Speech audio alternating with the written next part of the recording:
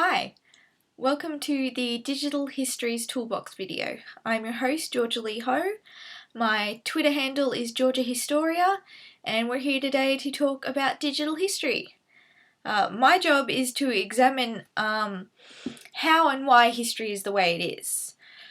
I comment on changes and potential in the field, and I assess how being privy to specific historical information affects the relationships people have with ideas of history and ideas of the past.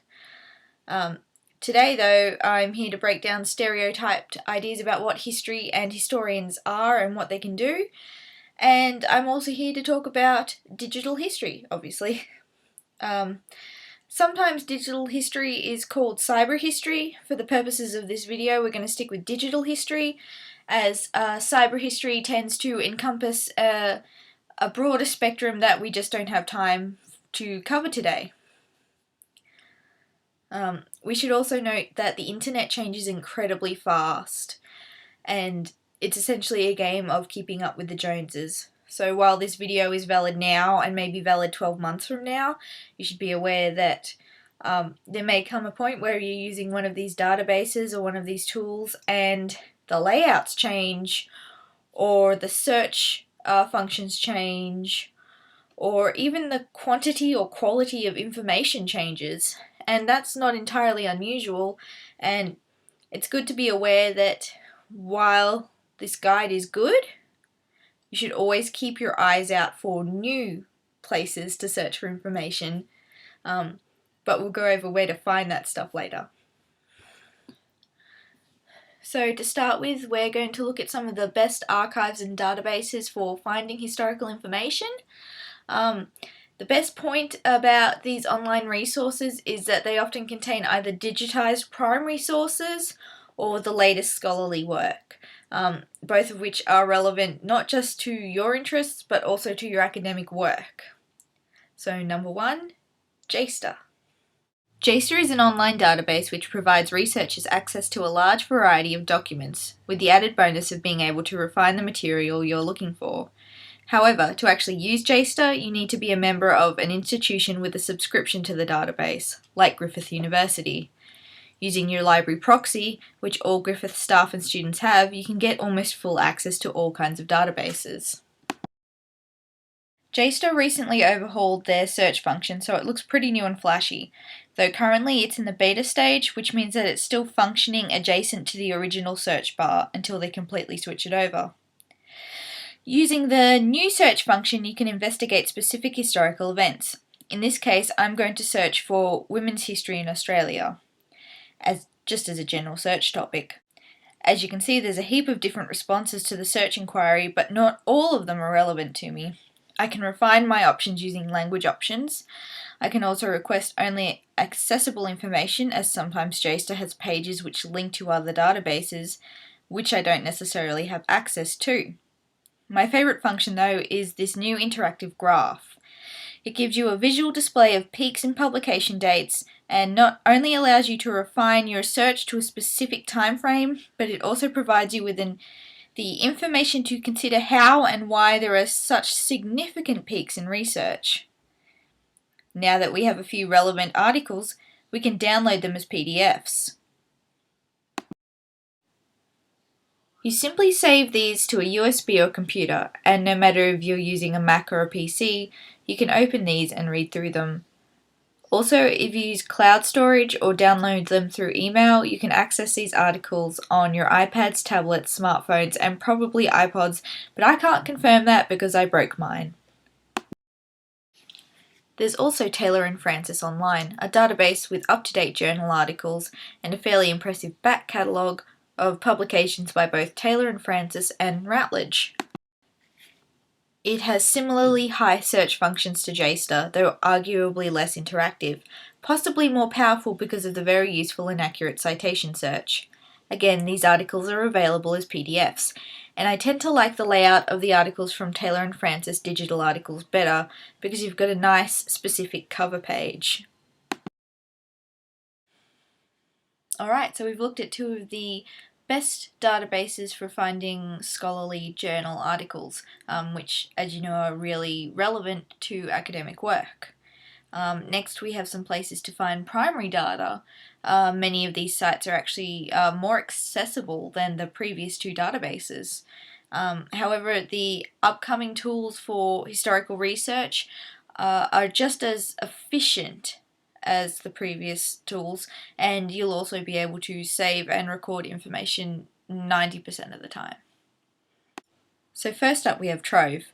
Trove is a digital archive that provides free access to some 6.8 million pages of Australian newspaper.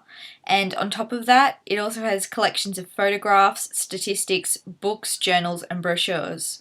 Trove, like our previous archives, lets you save your research, but Trove gives you the option to pick how you want to save or print it. The downside is that sometimes it doesn't explicitly say whether you can get full access to an item, though I've never had problems solely with the newspaper collection. Trove also has forums and help sections, which are really informative and are aimed at helping everyone, no matter their skill level. One of the actual coolest things about Trove is that it provides access to the National Archive of Australia's Pandora web archive. Pandora is a collection of Australia's websites from 1996 onwards, so it actually provides access to websites that you wouldn't actually find with your current web browser anymore. And some of these are very relevant if you're doing, say, a study on the history of websites in the 90s or something. As strange as that sounds, this is actually very important for historical research. In saying that, there's also some amazing add-ons that access the Trove database. The first of which is QueryPick, which is an online tool that searches through all of Trove's documents. You give it a search word to look for. So you could look through 100 years of immigration articles. And it presents these articles, this information, in a graph. And this is useful for visualizing trends, but also for accessing articles at the height of popular publishing. But a more fun add-on is Headline Roulette. Headline Roulette is essentially a game. It's like a guess the date game, and you're presented with an article from an old Australian newspaper, and you have to guess when that newspaper was published. And I think you get about 10 turns, and if you guess it within, say, 3 turns, it congratulates you, and if you don't get it all, it doesn't. So, carrying onwards and upwards from Trove, let's look at the National Archive itself. The National Archives of Australia have about 40 million items, though not all of these are digitised or properly digitised. Probably because cataloguing and digitising collections is really hard work, and it can be extremely time consuming and research intensive for the people digitising the collection. So getting those 40 million items online, well, I think we can forgive them for not having the complete list online. But the collection that the National Archives do have online is really impressive. You can find many items relating to immigration, military service, foreign affairs, Indigenous affairs, heaps more than that. It's free to view, but in saying that, not all items on the online catalogue are digitised fully. It might be just a small snippet, it might be keywords. It's hard to know until you actually open up the link. You might open up a link to find that you're given information about what and where the item is in the actual collection, but no PDF or no JPEG pictures. However, you can submit a request for that specific document. This has a cost though, but if this piece of information is extremely relevant to your work, then I would do it because the cost is relatively cheap compared to, say, a research trip. And while research trips sound fun, they are always more expensive than you intend, because you will always eat more and there will always be more bookstores that are way cuter than the ones back home, and you will buy everything. So if you make a request to the National Archives to get a copy of a document or to have some information digitised, it will cost you between 22 and 46 Australian dollars, depending on the size of the document, and it will cost more with postage. Postage is not included in their standard price. Now on to Destination Australia, which was created by the National Archives and displays approximately 21,000 photographs of migrants and their families involved in various activities around Australia. Another free-to-access database, Destination Australia puts a spin on the searching process by asking audiences to actually contribute to the archive too. This can be done by identifying migrants in photographs, adding anecdotes to the collections, adding dates and specific locations. It's a digital community project aimed at creating a more informed visual migrant history. Another great website is Culture Victoria, though as you probably assumed, it does focus more on Victorian history and heritage. That does make it an exceptionally useful tool for searching, say, information on the gold rush and other important periods in Australian history. Culture Victoria can be used to investigate historical documents from multiple other sites. It will display results from the online collections of the Australian Centre for the Moving Image, Arts Centre Melbourne, Museum Victoria, the National Gallery Victoria, the State Library of Victoria, the Victorian Heritage Database, and the Metro Regional Organisation. This can minimise the time needed for navigating various other databases. Culture Victoria also hosts videos, audio and images, so there's a mix of resources here. And this brings me to the lucky last in our discussion about databases and archives online, which is Ancestry.com. Ancestry is Australia's leading and largest genealogy website. It has approximately 1 billion digitised documents from Australia, New Zealand and the UK, and this makes it an excellent platform for locating digitised documents about relatives, family history, local heritage, and just other interesting historical figures or areas. Ancestry, it does this thing where it predicts which document the consumer would look for next and suggests sources for you, making family research much less labour intensive than physically going to archives yourself. However, Ancestry is very pricey. You have to subscribe, and in this process you have to pick a package which limits your access. For example, the cheapest packages will only allow access to documents from Australia and New Zealand, while the most effective package for thorough researching is the World Heritage Package, which costs 500 Australian dollars per year for access to intangible documents. However, sometimes Ancestry and other genealogy sites that are popular in Australia will have free trials. And these trials can be a good way to find that information that you've been so desperately looking for on the cheap. You have to be very careful though that A, you're actually getting whole documents and not just snippets of documents, and B, that when you sign up for these trials, you're not making a commitment to actually subscribe and pay 14 days later or whatever the fine print might say. Of course, there are other places to find primary data and scholarly sources, including the websites of museums and various online centres and projects. Judging which sites are credible and which are not, though, can be very difficult, and at this point in time, referencing those sources for academic purposes is not really recommended. However, these websites can put researchers into contact with reliable evidence in databases and in texts and digitised documents. One very interesting digital history project online is the Roy Rosenzweig Centre for History and New Media. It is essentially a hub for other digital projects. But on this site, you can access Rosenzweig's and Cohen's book, Digital History, A Guide to Gathering, Preserving and Presenting the Past on the Web. So they literally wrote the book on digital history. This book can be helpful and more in depth. It's a really good starting point for researchers wanting to explore and especially produce works of digital history.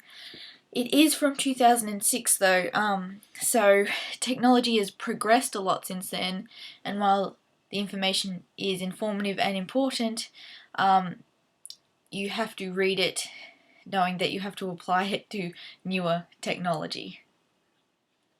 But one of my personal favourite digital histories is HistoryPin. In a collaboration with Google, HistoryPin strives to create a global human history of both big events and small events. In HistoryPin, you do this by attaching or pinning files, particularly photographs and other images, to a world map. Users are also able to look at locations and see the history attached to those places. You can also use date filters. So, say you only want recent photographs of the Sydney Opera House. No hassle, you just adjust the date filter and you're good. HistoryPin creates a globalized image-based history of the world, and I think it's one very exciting digital history project. We're starting to see a lot more of these too, these cyber communities which come together based on a common love of history. And the interesting part is that because these projects and communities are still developing, there's still room for change and process and filtering, and it becomes apparent that it's a very fluid field. Consumers and producers will actively discuss trends and pros and cons, significant milestones, all relevant to their specific work, and all this while discussing other relevant historical productions. And this brings me to one of my favourite history publications within Australia, which is Inside History. It's a bi-monthly print and digital magazine discussing Australian and New Zealand history, often with a focus on genealogy and researching and developing skills to do these efficiently. Inside History maintains a very active online presence, and you can talk to the team on Facebook and on Twitter as well as through their website. And their website not only provides blogs of advice for researchers who are learning how to navigate databases and find information online, it also hosts a range of interviews and discussions with genealogists and historians, and you can personally request assistance finding information. What they'll do is they'll take your request and they'll ask their network of fans, readers, genealogists and historians if they can help you find that gem of information you're looking for. And that's what I find really exciting about these publications. They have these massive online communities built up around them, and they focus on entertainment, not just research. So they're actually a great way to casually enjoy history for, say, us other researchers. It's a nice way to enjoy history in your leisure time and not just in your work time. I also happen to be a big fan of using YouTube to feed my history hobby bug, as I call it. While it's easy to just look for documentaries on this platform, I feel like you'd be missing out if you only watched those. There are now heaps of channels on YouTube that make amazing history videos, a growing number of which actually contain historical researchers. They actually have historians and high school teachers and other forms of researchers on the team. I should just mention that one of the problems with digital history is that on platforms like YouTube, you have a lot of piracy and a lot of poorly referenced and poorly sourced information, For example, you can type in Australian history into the YouTube search bar, and you will find a lot of like documentaries, segmented documentaries that'll just say like Australian history. They will have no mention of where the documentary came from, if it's an ABC production, if it's from SBS, the BBC, Channel 7, Channel 10. It will not say that. It will not say who's starring in it, who did the research, who the historians in it are, how long it goes for. Sometimes it won't even say, part 1 out of 4, and you've watched 4 parts and there's still another 6 to go.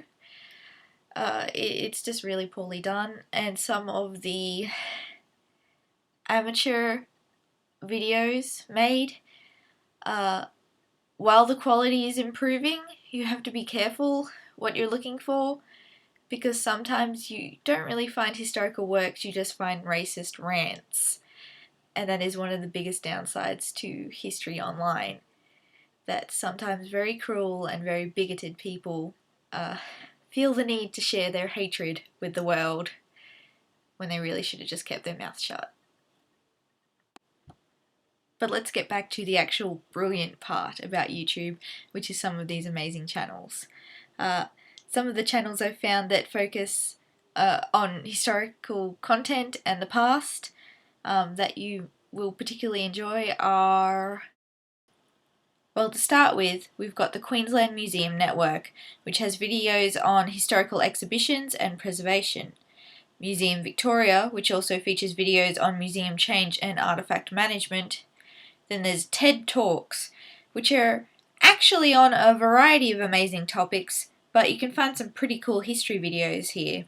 And the same goes for Big Think, which bring together some of the smartest people on the planet for short videos about amazing things.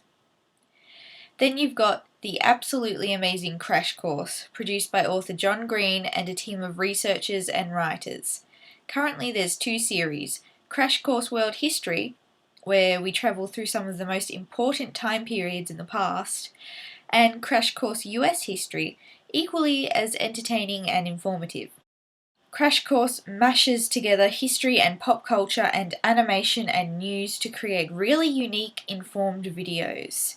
And coming from that same production team is The Brain Scoop, which I have to warn you sometimes has graphic content. The Brain Scoop is a channel that explores taxidermy, biology, natural history, curation and museum work, and is set to actually become bigger and better in the future, given that the host, Emily Graslie, just moved the show, which is also kind of her job, to the Field Museum in Chicago, one of the largest and most impressive natural history museums in the world. So the moral of the story is, don't restrict yourself to documentaries.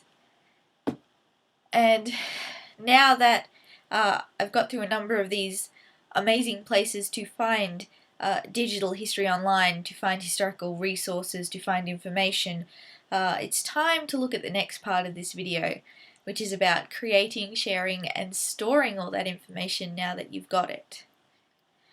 So the kinds of innovations that we've seen changing how we access and find historical information are also changing the ways that we personally store, make, and share history. For example, social media has become really important to researchers, teachers, and historians for networking and for gathering news on publications, conferences, and events. So using Twitter and Facebook can be a good way to share news you find and to come into contact with what other people are sharing. I personally find Twitter really important now for my work and have been part of several very interesting conversations with academics, teachers, other kinds of researchers via Twitter, because they will organize chat nights and they will say, for example, be on Twitter at 8:30 p.m. on a Wednesday night. We are going to use this hashtag, so tag all your posts with this, and we will post questions and you can answer them, and we'll have a conversation about how we work and how we make and how we teach history. Also really popular are blogging and vlogging. Though blogging is probably more so at the moment, though I kind of imagine that history vlogging, video blogging, is going to be kind of the next big thing. Blogs are like personal websites, for those who don't know. You can keep them private or you can share them with the world. And people can subscribe to your blog via their own blog or via an email newsletter list. And it's a really good way of putting your stuff out there, especially if you're the kind of writer that likes to write a quite large post about historical information. You like to include thorough referencing, you like to include pictures throughout your writing. Blogs can be really good for this.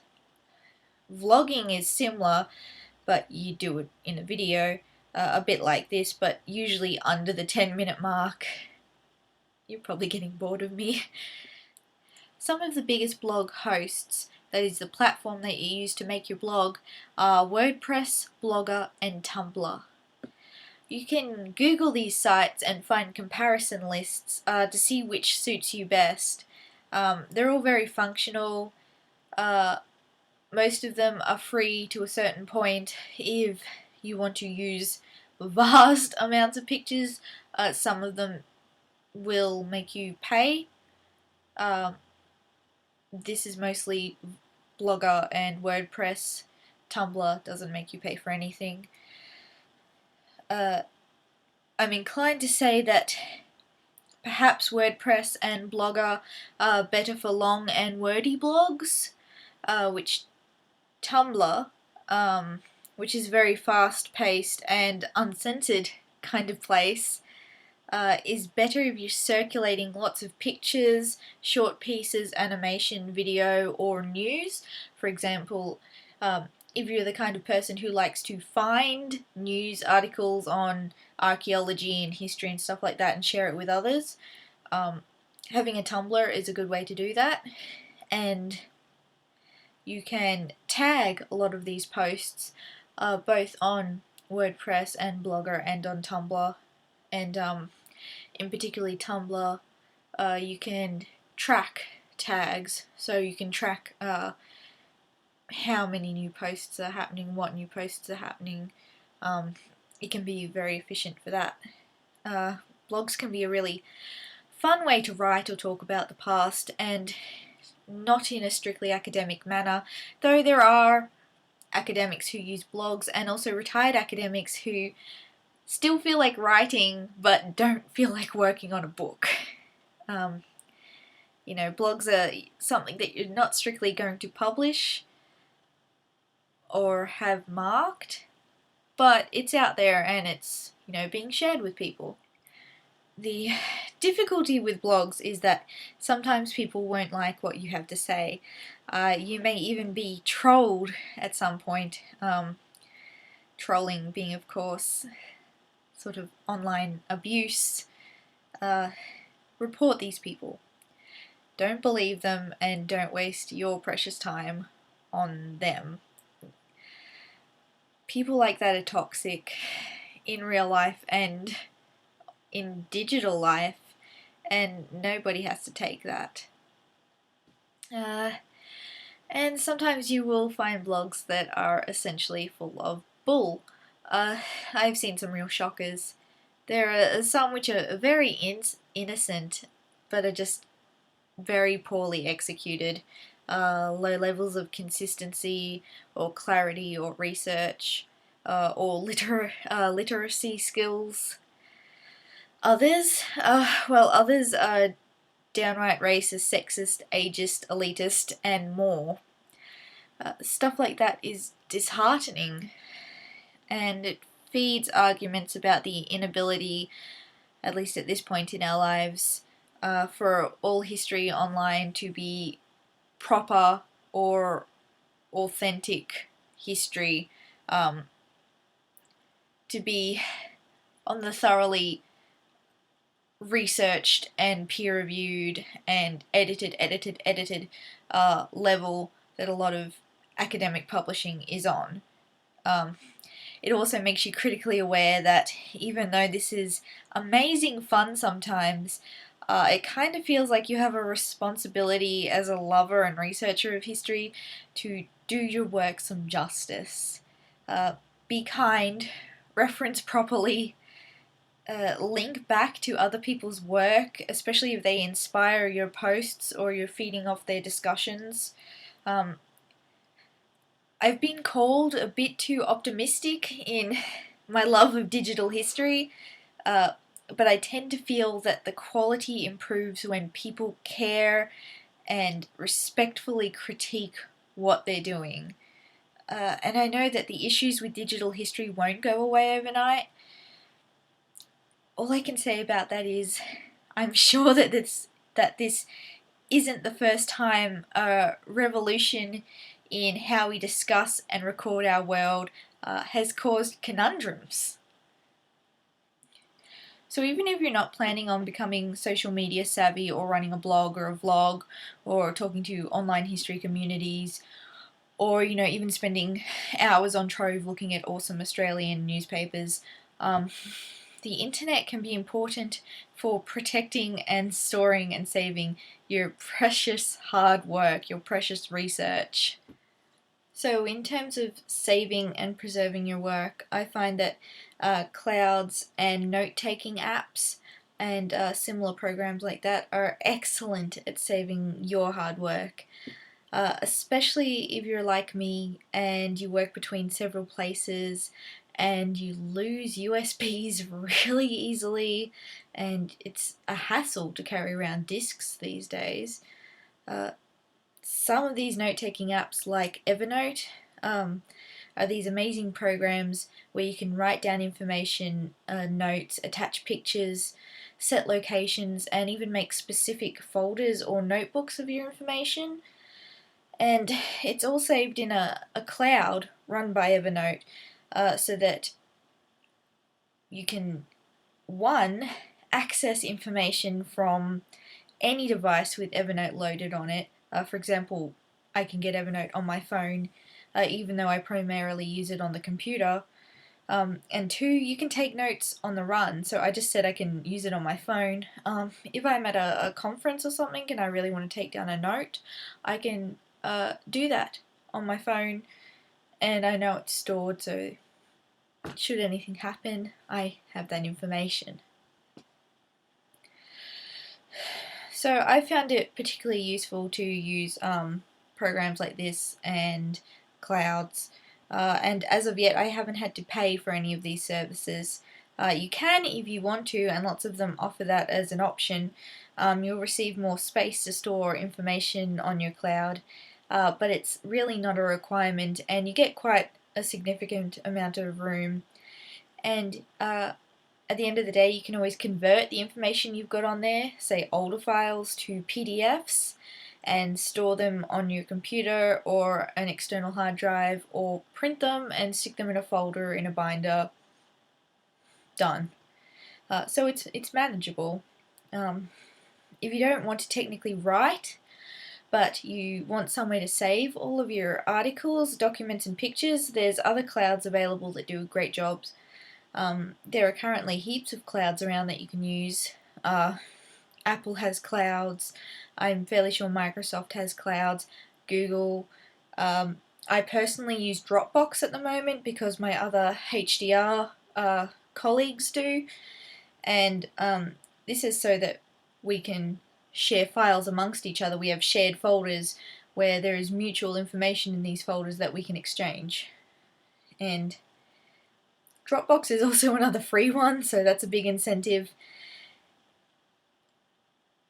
The sneaky tip with a lot of these is that if you load it onto all your devices, they'll actually give you bonus space for being such a good customer.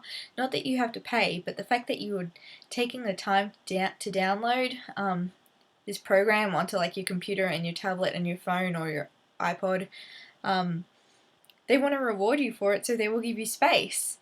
And so that's a really easy way to get more space for free.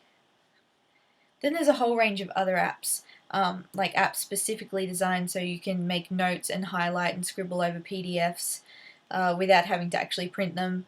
There's also creations like Instapaper, which costs about $5, I think, on the iTunes store, and you can save copies of websites and blocks of text and other pages of information, so that when you're out of your Wi-Fi range or you're not connected to the internet, you can actually pull up that image and that document and read through it offline, which is really good if you don't have much mobile data and you don't feel like re-downloading a page onto your device, but you can still open it up on, say, like the train or something and do your work while you're commuting, which is, really cool.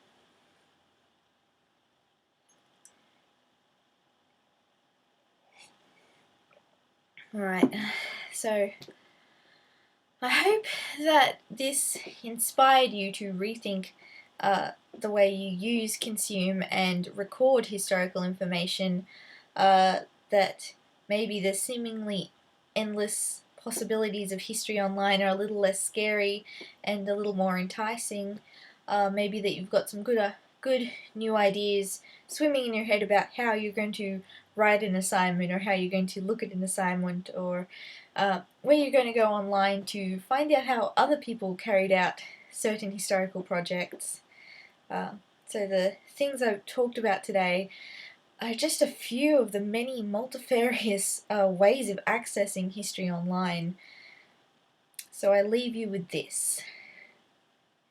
The prominent theorist Jerome de Groot, one of my favourite historical authors, has said, "History is variously termed the new rock and roll, the new cookery, and the new gardening." That there's this kind of phenomenon, this growing trend of embracing and learning about the past. It's fashionable, it's cool. Don't let anybody ever tell you it's not. So make cool stuff, be kind, and thank you for watching.